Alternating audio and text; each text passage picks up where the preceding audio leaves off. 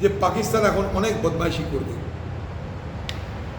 পাকিস্তান বদমাইশি করবে বলে আমার মনে হচ্ছে, কারণ ছাড়া হলে কিন্তু ছেড়ে দিত। পাকিস্তান এটা এক ধরনের প্রতিহিংসা নিচ্ছে। এবং সার্জিক্যাল স্ট্রাইক করতে তো কামানে এই বর্ডারকে কামানের দরকার পড়ে না। সার্জিক্যাল স্ট্রাইক তো পাকিস্তানের অভ্যন্তরে গিয়ে কাউকে মেরে আসা, তার জন্যে বর্ডারে কামান রাখার কোনো প্রয়োজন কখনো হয়নি। সার্জিক্যাল স্ট্রাইক একটা আলাদা কনসেপ্ট, এয়ার স্ট্রাইক একটা আলাদা কনসেপ্ট, সোজা সীমানা অতিক্রম করে প্রবেশ করা একটা আলাদা কনসেপ্ট। তো এইগুলো হলো গল্প, সার্জিক্যাল স্ট্রাইক, ঘুষকে মারুঙ্গা, এ কারুঙ্গা ও কারুঙ্গা, লেকিন কিন্তু ব্যাপার হচ্ছে যে প্রস্তুতি এক জিনিস, হবে কি সেটা দেখার জন্য অপেক্ষা করতে হবে কী হতে চলেছে। এখন মাপামাপি চলছে, দেখাদেখি চলছে, কি করা যায় তা নিয়ে আলোচনা চলছে। বিশ্বের বাজারে ভারতবর্ষের অবস্থানটাকে ব্যাখ্যা করার মধ্য দিয়ে পাকিস্তানকে ক্রমশ বিচ্ছিন্ন করবার চেষ্টা চলছে। একটা লড়াই, একটা দেশের বিরুদ্ধে একটা লড়াই অনেক কিছু বিষয় থাকে। একটা থাকে ডিপ্লোম্যাটিক, যেটা ভারত সরকার করতে হবে, থাকে মিলিটারি, থাকে সাপ্লাই এবং সাপোর্ট। যেমন মনে করুন পাকিস্তানে যখন ইন্দিরা গান্ধীর আমলে যখন যুদ্ধটা হয়েছিল, তখন আমেরিকা বিরোধিতা করেছিল। আমেরিকা পাকিস্তানের পক্ষে ছিল, রাশিয়া আমাদের পক্ষে ছিল। ইন্দিরা গান্ধীকে আমেরিকা ভয় দেখাতে চেয়েছিল তাদের নৌবহর, 7th ফ্লিট দেখিয়ে, নৌবহর দেখিয়ে যে তুমি পিছিয়ে হটে যাও। কিন্তু ইন্দিরা গান্ধী বলেছিল না, আমি পিছিয়ে হটবো না।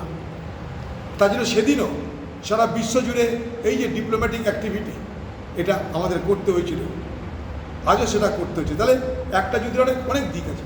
একটা যে ইকোনমিক্যাল, বর্ডার বন্ধ করে দেওয়া হচ্ছে, মিলিটারি, সেনাবাহিনীর মোতায়েন, ডিপ্লোম্যাটিক, কূটনৈতিক, এগুলো করার পর তারপরে বোঝা যাবে যে কখন কিভাবে আমাদের দেশ প্রতিশোধ নিচ্ছে। এবং সেই সঙ্গে সঙ্গে পাকিস্তানের পক্ষ থেকেই বা কী করা হচ্ছে সেটা জানার বোঝার সময় এখনও আসেনি। প্রস্তুতি হয়তো চলছে, সব তো খবর বাইরের লোক জানতে পারে না, কিন্তু আমরা চাই, ভারতবর্ষের মানুষ চাই যথাযোগ্য জবাব হোক, অপরাধীদের শাস্তি হোক এবং ভারত নামক দেশটাকে আরও শক্তিশালী এবং নিরাপদ করে তোলা হোক। কিন্তু কোনো কারণে আমরা দেশের মধ্যে আভ্যন্তরীণ বিভাজনে, আভ্যন্তরীণ দ্বন্দ্বে যেন আমরা বিভাজিত না হয়। এখনও একজন ভারতীয় জওয়ান, বাঙালি, আবার পাকিস্তানের হাতে বন্দী রয়েছে প্রায় 24 ঘন্টা করে, বলে এখন তাকে উদ্ধার করা গেল না। কি বলুন? দেখুন, এই উদ্ধারটা দেরি আছে, কঠিন হবে বলে মনে হচ্ছে না। কারণ সাধারণত এটা কোনো বড় অপরাধও না, বড় ঘটনাও না। যারা সীমান্তে পাহারা দেয়, মনে করুন বিএসএফ যেমন আছে, পাক রেঞ্জার্স আছে পাকিস্তানের পক্ষ থেকে, তারা কিন্তু সবসময় বুঝতে পারে না বর্ডারের ডিমার্কেশনটা কী। কখনো এদিক ওদিক পা পড়ে যায়। আমাদের বর্ডারটা সর্বত্র তো কাঁটাতার দেওয়া নেই। একটা এলওসি আছে, একটা ইন্টারন্যাশনাল বর্ডার আছে, একটা আন্তর্জাতিক বর্ডার আছে, আর একটা লাইন অফ কন্ট্রোল আছে।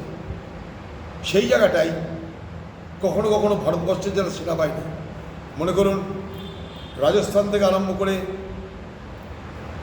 জম্মু কাশ্মীর পার, এত বড় পাকিস্তানের সঙ্গে আমাদের বর্ডার, তার সঙ্গে গুজরাটের কাছ, সবই আছে বর্ডারে। সেখানে কখনো পাকিস্তানের যারা বর্ডারে থাকে, যাদের বলে পাক রেঞ্জার্স, তারাও কখনো ভুল করে ভারতীয় সীমানায় ঢোকে। আবার ভারতবর্ষের যারা সীমানায় থাকে, বর্ডার সিকিউরিটি ফোর্স, তারাও ভুল করে ঢুকে পড়ে। এটা কোনো বড় ঘটনা নয়, এটা চলতেই থাকে।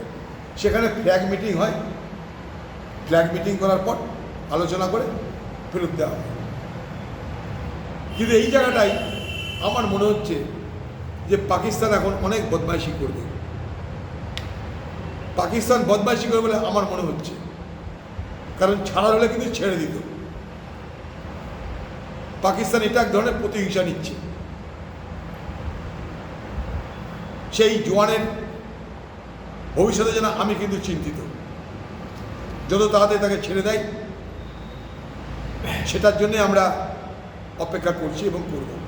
ভারত সরকারের তরফ থেকে দৌত্য, বিএসএফের পক্ষ থেকে দৌত্য, অর্থাৎ কথাবার্তা বলা, আলোচনা করা, বারবার করে ফ্ল্যাগ মিটিং করা, এগুলো আরও বেশি করে করা দরকার।